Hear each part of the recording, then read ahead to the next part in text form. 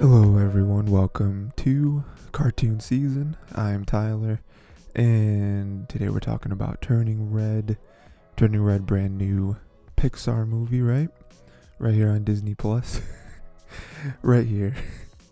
Um the newest line of straight to Disney Plus Pixar movies.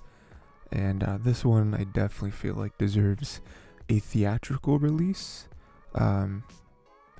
That's something interesting. I wonder if maybe not, because I know there have been a bunch of streaming movies that came to theaters. Like I know that Mitchell's vs. the Machines came to theaters, at some point, and that was just a Netflix movie. So I was thinking, like, I wonder if like all the other, you got Soul, Luca, Onward, stuff like that. I wonder if they'll ever bring those to theaters. If they'll be like, hey, probably not, unfortunately. But yeah, we're gonna talk about Turning Red. I'm gonna touch on a couple things. I want to talk about the friend group, and how they are the core to the movie, and how they are really like, they really ground the movie. When there's the whole, the whole thing where there's a, magic red panda, and all that. Then I want to talk about how May, her breaking of the tradition is obviously the other huge tentpole to the film, and why that's important. But yeah, before I get into that, make sure go to the Tiger T YouTube channel or other podcast services for more episodes. And yeah, let me know what other movies, shows, that kind of thing you want to see. But we're gonna do Turning Red for right now. Like I said, let's talk about this friend group, right? We got May, we got Miriam, we got Priya, and then we got Abby. Great friends, they're best friends. They do everything together. They love Four Town.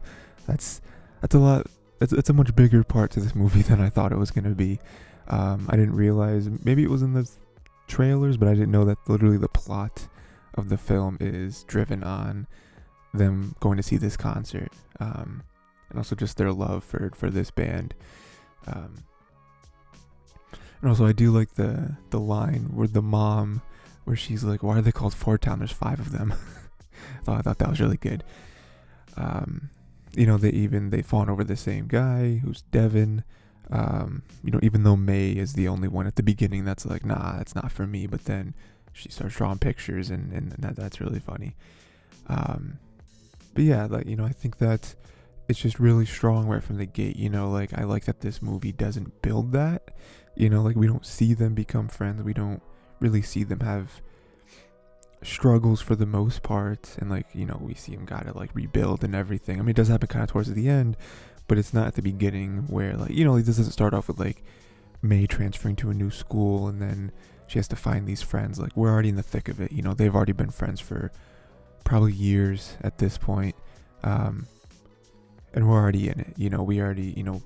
We just have that immediately as assumed knowledge, and I like that, because not every aspect of every story has to start at the beginning before anything has ever happened. Like, we can have this where we're already in the middle.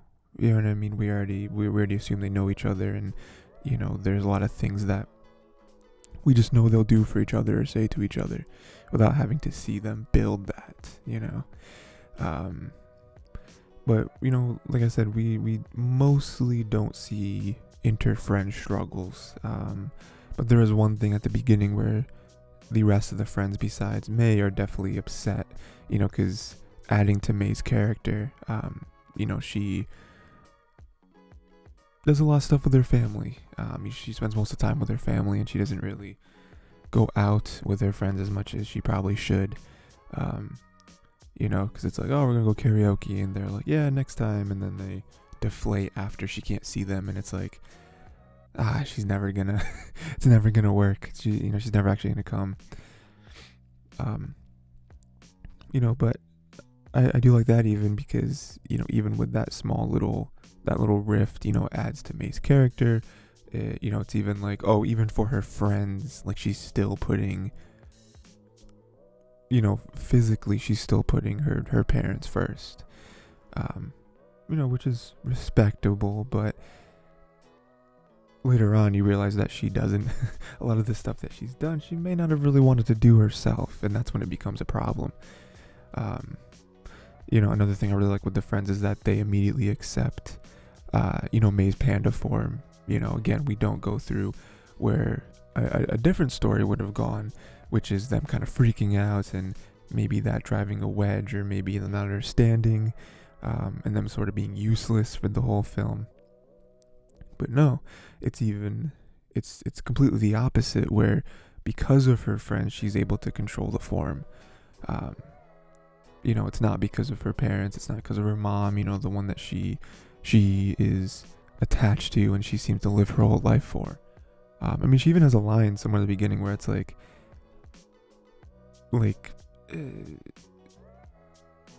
she can't let her mom down, like it's her mom's dreams basically, and that's always tough, whenever the a story deals with that, where it's always like your parents are trying to live their dreams through you. It's never good. It never ends well.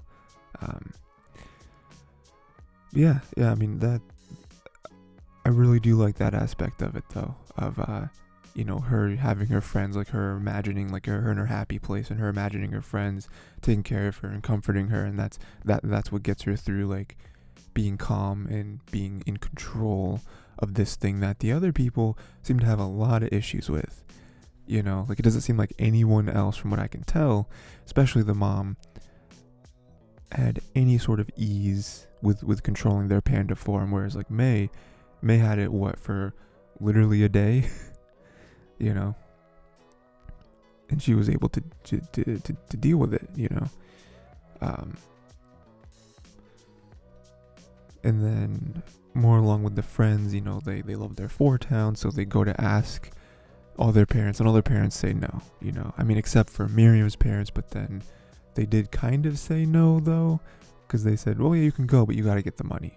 And like, they know that there's no way conceivably that these kids are gonna be able to get $200 each. That's just not a thing that kids are able to do. But even that small little moment, like, I really like that too, because at least for me, I was gonna think that May was gonna be the only one that her parents are gonna say no, because that's kind of what they were building up. Or like May's mom obviously doesn't like this stuff, and she has a perfect vision for what she wants her daughter to do and like and all that. And then even previously, like I said, where they all want to go do karaoke or whatever, May's the only one that's left out. So they kind of, in my opinion, they kind of set up this precedent that we're gonna switch scenes, and May was gonna be the only one that wasn't allowed to go, and they were gonna have to help her, convince her mom or whatever. But no, like, everyone else basically said no too, which is another thing that adds to their friendship, I think, where it makes them so similar and them all in the same boat with each other, instead of, obviously they're all individuals, but like, they're a friend group for a reason, and even like their situations are the same, which is nice because it's relatable. And then they start all using the panda to earn money, and again, it's kind of all their ideas. Even mostly May, I would say, is kind of at the forefront of it, but it's all their idea, and they all click with it, and they have a system, and it all works. On paper, it works. Until it unfortunately doesn't, because then May decides it's a big bombshell that gets thrown, and it's like, oh well, the more you use the panda, then the harder it's going to be to control. It's going to be, the ritual is going to be tougher. And so she decides not to use it. And again, as all good friends do, they all want to sacrifice their own experience for the other three, right? They're like, I'll stay home, you can go. And then Miriam has the great idea where it's like, no, if all four of us can't go, then we're not going to go. That's just how it is. Like, you can't just leave one of us out. That's not fair. Like, neither side is going to feel good about that. The one that's left out is left out. They're going to feel bad no matter, how much of a brave face they put on. The other three, they're going to enjoy the concert for what it is, but then they're going to come back and they're going to feel guilty whenever they speak about it in front of the fourth friend, So, again, it just shows how tight they are with each other. And, like I said, we didn't have to see this build. We just know this is how they are, and we're not surprised when that happens. when they're all trying to sacrifice themselves, because it's like, oh, well, we would expect that, you know, even if we would kind of expect more May, like maybe May would win, May would be a little more forceful in having the other three ghosts. I mean, this is kind of all her deal, but the outcome makes sense, and then at the very end, even though they were all upset, Miriam still took care of May's like Tamagotchi thing, which was very nice, because I was kind of scared there for a moment when they kept turning her back on May, and I was like, oh man, are they really not gonna have them all make up like that? That would be crazy. But no, they do. The Tamagotchi thing kind of breaks the ice, and Priya and Abby are like, here's what she's been doing, and Miriam's still trying to stay mad at her, but she can't. They can't. They're all friends again. This isn't the beginning of their friendship where stuff is still rocky and they don't really know each other that well. Like, this is deep in it. So it's like something like that, most likely like 98% chance, there's no way that was going to tear the friendship apart. Even though I think it was crazy that May didn't stand up to her mom. I think that's nuts to throw your three best friends under the bus like that. But again, I had faith that was going to tear this group apart. And then they even helped May with the ritual, at the very end, when they needed it. They're the ones who had the idea to sing the other song that they sing to each other, and because they need the extra heart, the extra loudness, I guess, to make it work. So I think that overall, I think this friend group, and I couldn't name everything, but I think this friend group is really the core of like the heart and the jovialness to the film, because they are all really good friends, and they're really innocent with each other, and they're really like, they're open with each other, and it doesn't seem like there's ever any like they're trying to get one over, or there is some like shady stuff going on with one of them. Like, this is just a pure friends, and it is a friend group that maybe you relate to, or maybe you could at least see happening, or like, that sort of dynamic existing in that time frame. So I think again, it is nice. I mean, I even said when I was done watching it, where I was like, I want a Turning Red 2, or a Disney Plus show or something, where like I don't really even care too much about the panda. Like, the panda's cool, and we'll talk about that in a second, but like I think just seeing like some more adventures with this friend group going around, them just like having normal kid problems and them kind of helping each other through it, whether it's super fun or whether it's more serious, whatever the case may be. Like, I think this was a really good decision to have like a cast of characters like this be able to like bounce off of each other for this story. Yeah, and then second and last, I want to talk about May breaking the tradition, not only the tradition of the red panda, but also the tradition that her own like mom, the more like human family parts of the tradition, not only the magical panda stuff. So, like I said, she did grow up honoring her parents. That was the big intro in the beginning, the kind of montage thing. And that's fair. That's fair, especially when you're young, to look up to your parents in that way, with that intensity, because that's really all you have, I mean, even when you start school, that's still a brand new thing. Like, you've had your parents your whole life. So I get that, but then it does turn into a thing where she's almost brainwashed, where it's like, it's okay to have passions and interests and, maybe even overlap with your parents, but I mean, the movie does a really good job of showing us, like, no, this is an issue. Like, her mom is kind of very much controlling her life, dictating what she does and what she likes, and like carving out and throwing a cold shoulder, to the stuff that she doesn't approve of, which isn't fair. I mean, the mom is allowed to have an opinion and allowed to obviously want the best for her daughter, but I mean, even with the whole music stuff, like, I think that's crazy, personally, where it's like, for her to not understand something, so she just immediately dismisses it when her daughter is like, no, this is like my favorite thing in the world.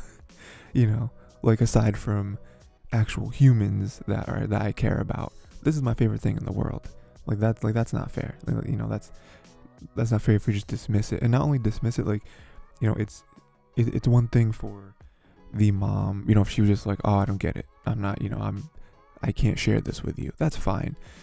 But I mean even like the concert too, like it's like, oh, she's, you know, 13, which is, you know, she makes a joke about, I mean, it's not a joke to her, but you know, by her being an adult, 13 is not an adult, not even close. But like, you know, because she still is a kid, and like going to a concert, like a lot of concerts might not start until late at night, and then if it's well, actually it wasn't a school night, right? It was a Saturday.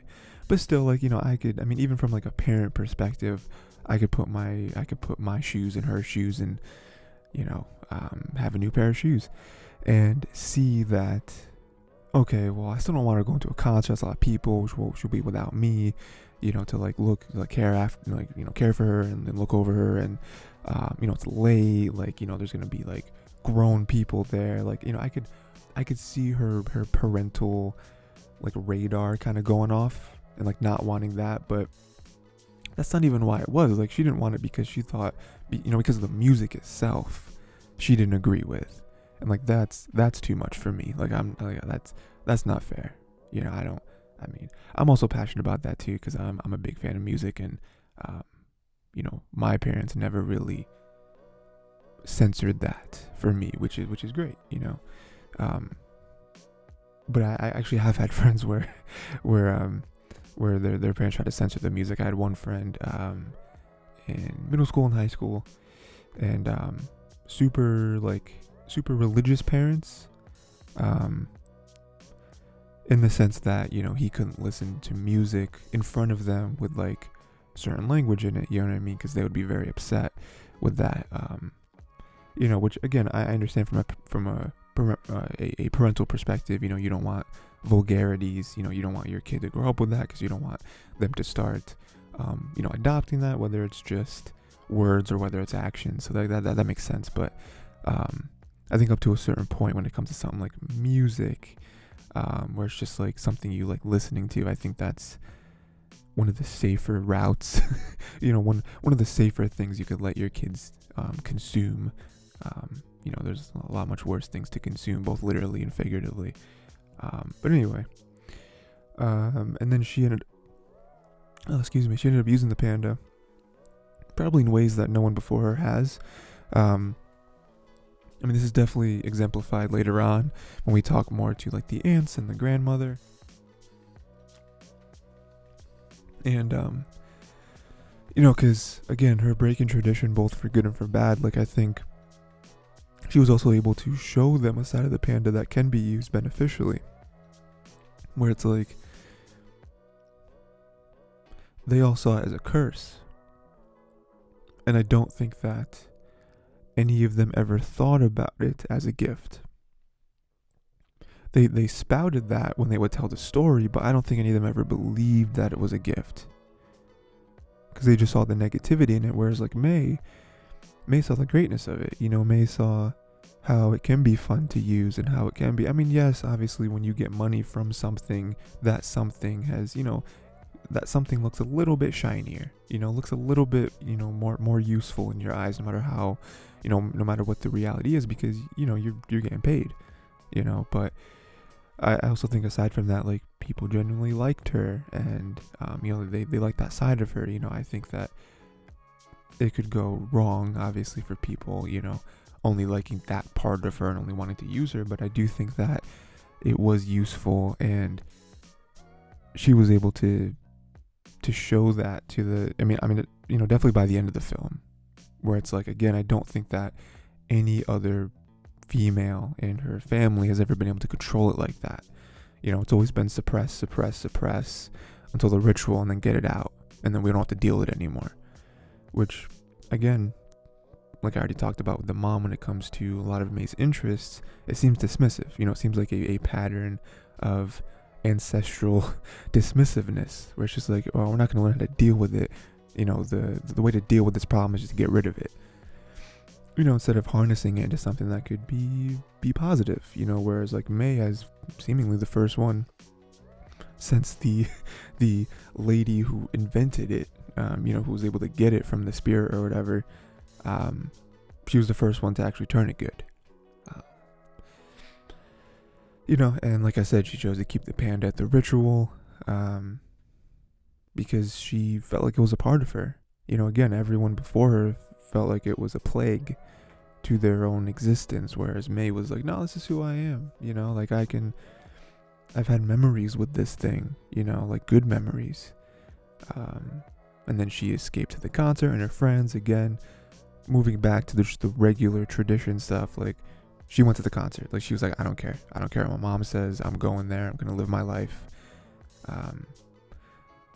And also went back to her friends, which her friends were now also on the bad side of her mom as well, And then she openly and directly opposed her mother in panda form. That was obviously huge because she's never done that before. She's never actually spoken out like that. Even in this movie, the closest she came was she had a couple looks, a couple huffs and puffs. But this was the first time where she finally said everything she's been wanting to say, at least for a little bit, and forcing her mom to accept her for who she is, not for who her mom wants her to be. And again, we've seen this, dynamic between, a parent and a child, I'm sure a million times in cinema, but I still feel like it works very well here. Because we even have the moment, where you think maybe the mom is going to be like, oh, I never knew that. And like apologize and start to work it out, and she doesn't. She just gets angrier. She's like, no way, I'm not going to accept that from you. And at the end, everyone else left their pandas, but May kept hers. She doubled down. She kept hers at the ritual, and now she's keeping hers now. And it even hurt her mom a little bit because she didn't want her to, and then. Then the mom even had some self-realizations of her own. But I think this worked out for the best, because again, she is able to control it very well. And I think that's also a good lesson too, where it's like, you don't have to let this thing control you, both literally and figuratively. And it ended well. She, again, seemingly maybe the first one since the first lady who first got the red panda spirit to actually accept it. I think that the lady definitely appreciated that. But yeah, I think at the end of the day, I think she did what she had to do, and I think it worked out best for everyone.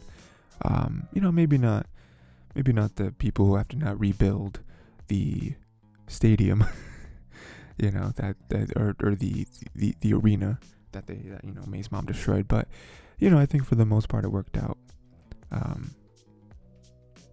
I think everyone now has a much better understanding of each other, and I think that would definitely work on again. Turning Red 2, I'm just saying, we can make another one. We can do this. Have a Disney Plus series. Out of all these other Disney and Pixar shows that are getting Disney Plus series, give one a Turning Red. I think it can be a lot of fun.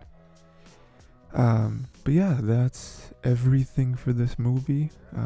Like I said, I enjoyed this very, very much.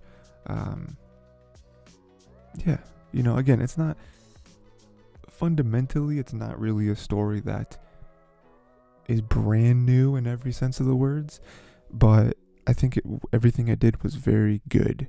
And I do like this new turn, this new run of movies that like Pixar is doing, where it's like, it doesn't have to be some grand adventure, some grand journey, you know what I mean? It can just be this small story with a girl who is growing up and has to decide what's important to her in her life, and how to fit everything in, or maybe take some stuff out, It can be that, it doesn't have to be, like Finding Nemo, for example, one of my favorite Pixar films, probably top 5 for me. But like even Finding Nemo is like, Nemo went on this literal journey across the world, and his dad and Dory followed, and like it's this grand, expansive, you know what I mean? Like And then this movie is like, oh, it's just everything happened in her own home, at school, nothing crazy. A lot of, I think a lot of anime, inspiration from this.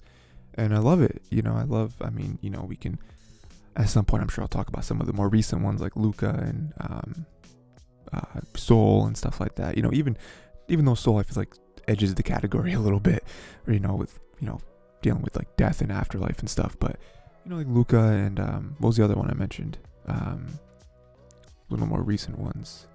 Onward. I feel like I'm missing one. I don't know. But yeah, I like it a lot. I like that Pixar has.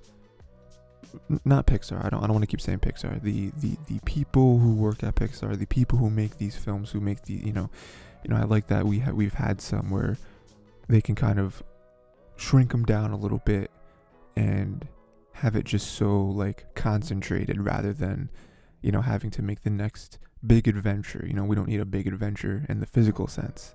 But yeah, I think that's it. Very, very good movie. Excited to see what you guys have to say about it.